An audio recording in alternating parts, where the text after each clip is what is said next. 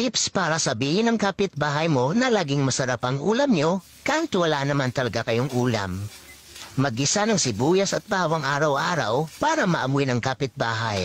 Para isipin nila na laging masarap ang ulam mo. Mindset ba mindset? Tips para hindi ka utangan ng kapitbahay mo. Magprito ka ng tuyo araw-araw bago ka magluto ng masarap na ulam. Para isipin nila na wala kang pera kasi laging tuyo ang ulam mo. Mindset ba mindset?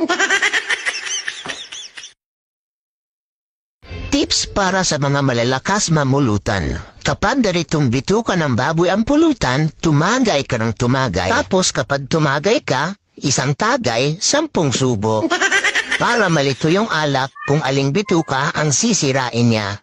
Mindset ba mindset? Kaso, baka tagain ka na mga kainuman mo dahil sa takaw mo sa pulutan. Magiging kwento ka na lang din talaga. Para hindi magloko ang jowa mo, pakainin mo ng sinabawang sapsap para ma-realize niya kung gaano kakasarap. Tips para sa mga lasenggo. Para hindi kayo magkasakit, kumain muna kayo ng adobong atay bago uminom. Para malito yung alak kung aling atay ang sisirain niya. Mindset ba mindset?